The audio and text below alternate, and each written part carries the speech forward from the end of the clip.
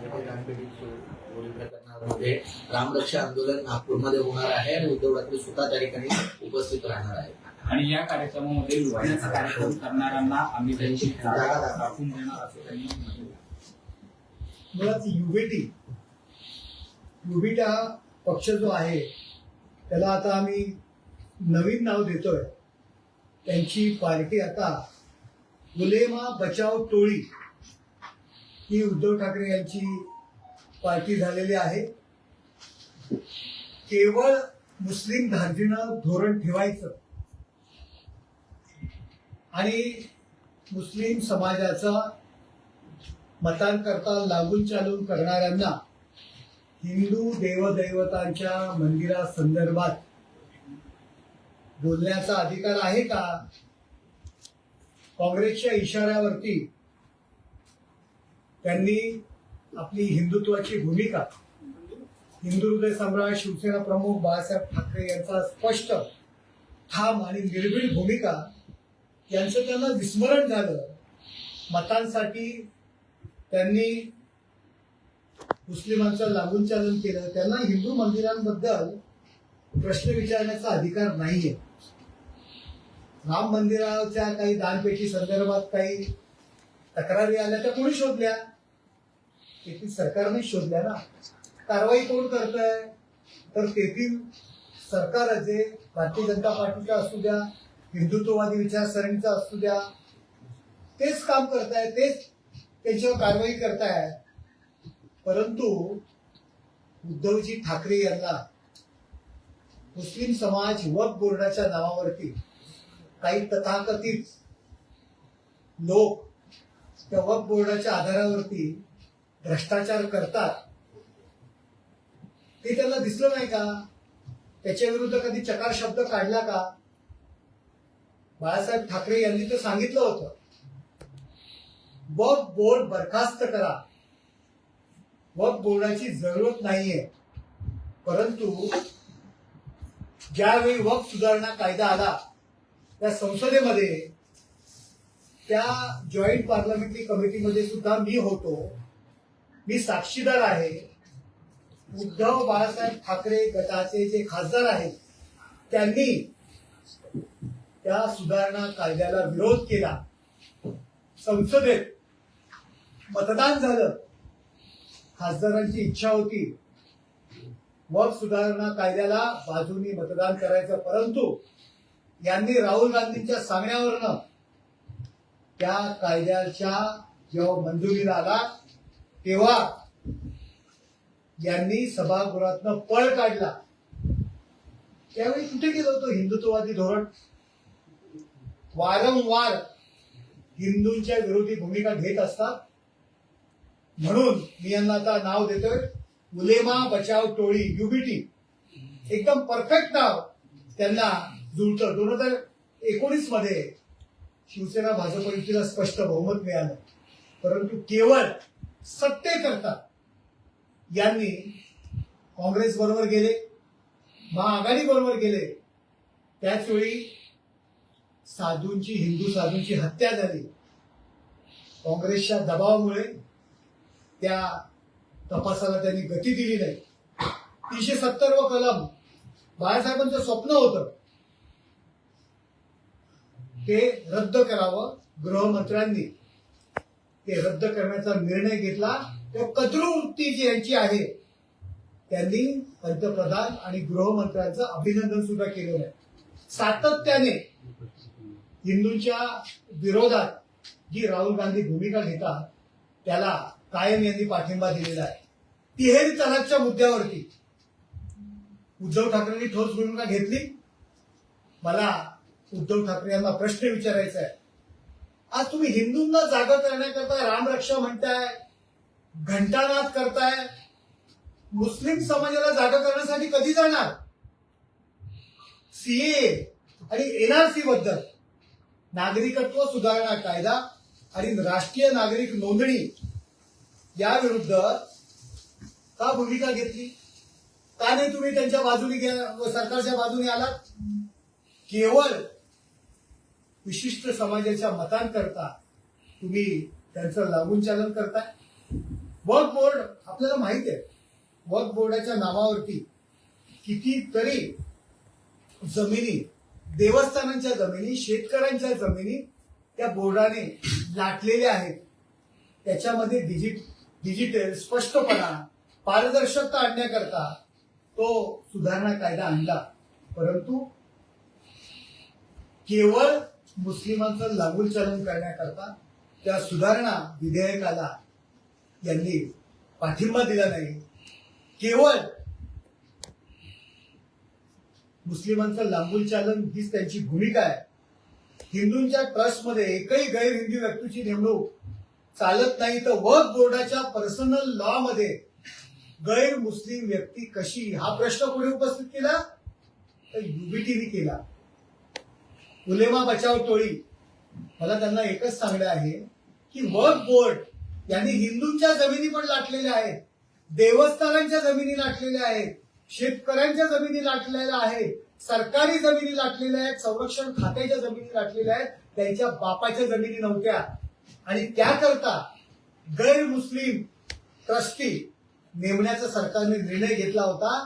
हा प्रश्न हिंदू माणूस कशाला, हा प्रश्न उद्धव बाळासाहेब ठाकरे म्हणजे उलेमा बचाव टोळीने हा त्यावेळी प्रश्न उपस्थित केला. त्यामुळे यांना अधिकार नाहीये राम मंदिरातील दानपेटी चोरीवर प्रश्न विचारण्याचे. तुम्ही हिंदू मंदिरांवरील या गैरव्यवहार झाले म्हणून तुम्ही काही रामरक्षा म्हणताय, त्या रामरक्षा मधले 2 ओळी तरी तुम्हाला म्हणता आल्या का? 2 ओळी सुद्धा तुम्हाला म्हणता आलेल्या, वाचून बोलता आल्या नाहीत. आणि त्यांना काय अधिकार आहे? बोलायला लावू नका, बोलायला लावू नका. हिंदू देवदेवतांबद्दल आपली काय मतं आहेत ती आम्हाला माहित आहे. त्यामुळे कायम मुस्लिम धोरण अवलंबून आपण जे करताय, त्यामुळे तुम्हाला राम मंदिर दान जे चोरी प्रकरण तुम्ही म्हणताय त्याबद्दल बोलण्याचा अधिकार नाहीये. केवळ हिंदू धर्मियांच्या ट्रस्टचा राम मंदिर हा तद्रूपणा आहे, कोतेपणा आहे की राम मंदिर हे भाजप राज्य, भाजपचा मुख्यमंत्री असताना पंतप्रधान नरेंद्र मोदीजी, गृहमंत्री अमित शहा यांच्या काळात ते राम मंदिर उभं राहिलंय. म्हणून केवळ जेलसी म्हणून आपण हा विषय घेताय, टीका करताय. यांनी हिंदू धर्मावरती टीका होते, हिंदू धर्मावरती आपण टीका करताय. आपल्यात हिंमत असेल तर उलेमा बचाव टोळीला माझं सांगणं आहे की वक्फ बोर्डासारखे अनेक विषय आहेत, त्या विषयाच्या विरोधात सुद्धा आपण बोला आणि त्यानंतरच राम मंदिर, रामरक्षा, घंटानाद या विषयावर आपण बोला. सर, डीपके यांनी दिल्लीमध्ये ज्याप्रमाणे धर्मप्रवर्तक आंदोलन पाहिले, त्यांना पाठिंबा आमचा असल्याचं म्हटलेलं आहे. त्याचप्रमाणे काही वेगळी लोक बसून हे आंदोलन उधळण्याचा देखील कट आहे असा दावा देखील डीपके यांनी केलेला आहे. सोनम वांगचुकला देखील त्यांनी पाठिंबा दिला आहे. दुसरीकडे ते म्हणतात की जास्त उपोषण करू नये. सरकारमधले कोणतेही मंत्री त्यांची भेट घेण्यासाठी गेलेले आहेत, त्यामुळे ह्या सरकारला फक्त फोडाफोडी करण्यासाठी वेळ आहे, पण जे महत्वाचे प्रश्न आहेत त्या प्रश्नांवरती बोलण्यासाठी वेळ नाही असं हे देखील. बघा, अभिजित बिचके, काका बिचके काय जे काय नाव आहे मला ते स्पष्ट घेता येत नाहीये, परंतु ही जी काही लोक आहेत, ही जी काही आंदोलन करतायत, यांच्याविषयी आपण बोलण्यापेक्षा त्यांना भेटायला कोण मंत्री गेले नाहीत हे विचारण्यापेक्षा ते तर दिल्लीला आहे. तो मुंबईतला शिवसैनिकाचा हार्टचं ऑपरेशन होतं, तो रात्रंदिवस तुमच्या सोबत राहतो, तुमच्याकरता काठ्या खाल्लेल्या आहेत, जिंदगी बर्बाद केलेली आहे. त्यांना कधी बघायला गेलात का? फोनवर चौकशी केलीत का? पहिली ती चौकशी करा आणि नंतर दिल्लीमध्ये त्यांना कोण भेटायला गेले नाही याबद्दल प्रश्न विचारा. उद्धव बाळासाहेब ठाकरे हे ज्यावेळी मुख्यमंत्री होते त्यावेळी 3 परीक्षांचे पेपर फुटले होते. त्यातली एक म्हाडा भरती, तुम्हाला आठवत असेल, शिक्षक पात्रता भरती, म्हाडा भरती. अरे, आरोग्य विभाग मध्ये जी काही भरती झाली होती त्या 3 वेळा पेपर फुटले होते. मग याला कोणाला जबाबदार धरायचं? तुम्ही राजीनामा दिलात का त्यावेळी? महाराष्ट्र राज्यात झालेला विषय. आपण मुख्यमंत्री होता, आपल्या कुठल्या आरोग्य मंत्र्यांनी राजीनामा दिला का? आपल्या कुठल्या शिक्षण मंत्र्याचा राजीनामा तुम्ही घेतला का? मग केवळ त्या ठिकाणी दिल्लीत केंद्राचं सरकार आहे, भारतीय जनता पार्टी एनडीएचं सरकार आहे म्हणून त्यांनी राजीनामा दिला म्हणून म्हणता. तुम्ही मुख्यमंत्री असताना 3-3 पेपर फुटले होते या महाराष्ट्रामध्ये, तेव्हा आपली जबाबदारी नव्हती? स्वतःचे ठेवायचं झाकून आणि दुसऱ्याचं पाहायचं वाकून ही परिस्थिती पुलेवा बचाव टोळीची झालेली आहे. राहुल गांधींना देखील त्यांनी आमंत्रण केले की तुम्ही देखील त्या ठिकाणी आंदोलनात सहभागी व्हावं. हो, राहुल गांधींना ते आमंत्रण करू शकतात, कारण त्यांच्यासोबत त्यांची आमदारी ऐकत नाहीत, खासदारी ऐकत नाही, ना नगरसेवक ऐकत नाही. त्यांनी बोलवलेल्या मिटिंगला सुद्धा लोक हजर राहत नाहीत. त्यामुळे केवळ त्यांचा एकच गॉडफादर आता आहे, ते म्हणजे राहुल गांधी. आणि पक्षामध्ये कोणच ऐकत नाहीये. त्यामुळे ते राहुल गांधींचा नेहमी डाव फोडत असतात आणि राहुल गांधी सांगतील त्या पद्धतीने ते चालत असतात. तर काँग्रेसचे कन्हैया कुमार आहेत, त्यांनी एकनाथ शिंदेवर टीका केलेली आहे की एकनाथ शिंदेचं अस्तित्वच उरलं नाहीये, अमित शहाच्या एका पायावर उभा राहतात करू लागले. त्यांचा पक्ष जो आहे तो बघा, फक्त महाराष्ट्र राज्यापुरताच आहे. कन्हैया कुमारचं कसं झालंय की ते आपण डुंबाराचा खेळ असतो आणि मग ते ढोलकं वाजवलं की तो बिचारा ते डुंबारी काही जे पात्र असतं ते त्या ठिकाणी आपलं नाचत असतं. त्यामुळे त्यांना इथे महाराष्ट्रात आल्यानंतर आणि प्रसिद्धी करता जर ते एकनाथ शिंदे साहेबांवरती जर टीका केली नाही तर त्यांना प्रसिद्धी कोण देणार, कोण पाहणार त्यांच्याकडे? बाजूने गेले तरी कोण त्यांना ओळखणार नाही. म्हणून एकनाथ शिंदे साहेबांवरती टीका करून ते प्रसिद्धी मिळवण्याचा प्रयत्न करतात. महाराष्ट्रातील जनता भावनिक किंवा दिशाभूल करणाऱ्या वक्तव्यांवरती विश्वास ठेवत नाही, तर राज्याच्या विकासाकरता शिंदे साहेबांनी जे काम केलेलं आहे त्याच्यावरती त्यांनी विश्वास ठेवलेला आहे. शिंदे साहेबांच्या कामावर विश्वास ठेवून पुन्हा एकदा या महाराष्ट्रामध्ये युतीची सत्ता आलेली आहे. 7-7 आमदार त्यांचे निवडून आलेले आहेत आणि लोकांचा जो काही पाठिंबा आहे एकनाथ शिंदे साहेबांना, तो कन्हैया कुमार सारख्या माणसाला काय करणार आहे? केवळ प्रसिद्धी घेण्याकरता एकनाथ शिंदे साहेबांच्या विरोधात बोललो तर लोक छापतील, मीडियात दाखवतील, याकरता कन्हैया कुमार हे बडबडलेले आहेत. त्या बडबडीवरती लक्ष देण्याची गरज आम्हाला वाटत नाही. एकनाथ शिंदे यांचा पक्ष फक्त महाराष्ट्रापुरताच आहे असं देखील त्यांनी म्हटलं. आमची काळजी करू नये ना कन्हैया कुमारने. आमचा पक्ष महाराष्ट्रापुरता आहे का आणखी देशात कुठे आहे आम्ही पाहून घेऊ ना. परंतु आमच्या पक्षाचा या राज्यामध्ये मुख्यमंत्री होता, आता उपमुख्यमंत्री आहे, 7-7 आमदार आहेत, 13 खासदार आता आमचे आहेत. या देशाच्या संसदेमध्ये भारतीय जनता पक्षानंतर 3 नंबरचा सर्वात जास्त खासदार असलेला आमचा पक्ष आहे. त्यामुळे आमचा पक्ष कुठे आहे, काय आहे, त्यापेक्षा आपण काय आहोत, आपण आमदार निवडून येऊ शकतो का, आपण खासदार निवडून येऊ शकतो का, आपल्याला मानणारे किती लोक आहेत, याचा विचार कन्हैया कुमार यांनी करावा. आणि मग आम्ही जनतेचा जो काही प्रभाव आहे, जनतेचा कौल आहे, त्याला मान्यता देतो. कन्हैया कुमार सारख्या नावात कन्हैया आहे म्हणून हे कृष्ण होऊ शकत नाही. हे रावण आहेत, हे कंस आहेत, त्या वृत्तीचे आहेत. त्यामुळे नावात कन्हैया आहे म्हणून त्यांनी स्वतःला कृष्ण समजू नये. संजय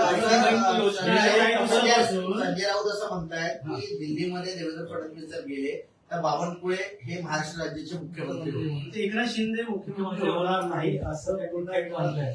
बघा, दिल्लीमध्ये कोण जाणार, कोण नाही जाणार, कोण मुख्यमंत्री होणार ते आम्ही एनडीए बघू ना. आमच्यामध्ये अशा पद्धतीची वक्तव्य करून काही वाद होणार नाहीये, काही भांडणं लागणार नाहीये. संजयजी राऊत, आपण पुन्हा एकदा राज्यसभेवर कसे निवडून घ्याल याची काळजी करा. आम्हाला माहिती आहे काँग्रेसची सुपारी तुम्ही घेतलेली आहे, कारण तुम्हाला पर्याय नाही पुन्हा राज्यसभेवर जाण्याकरता. त्यामुळे आमची काळजी संजय राऊत यांनी करू नये. आपल्या पक्षामध्ये उरलेले आमदार आणि जे काही नगरसेवक आहेत कसे राहतील याची काळजी आपण करावी.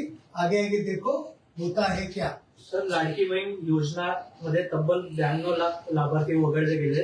तर संजय राऊत म्हणते की लाडकी योजना आहे ते बंद केली जाईल.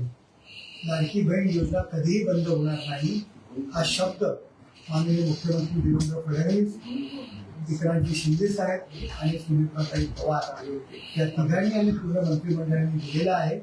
लोकांना भडकवण्याचं काम करू नका. जी लोक पात्र नाहीये, की ज्यांनी चुकीच्या पद्धतीने फॉर्म भरले होते, हे काही आपलं सरकार नाहीये की आपण कशाही पद्धतीने वागत होतात. कायदा कानून आहे. जे लोक पात्र आहेत त्या सगळ्यांना लाडकी बहीण योजनेचा फायदा होणार. यापुढे ही योजना चालू राहणार. त्यांनी काळजी करू नये.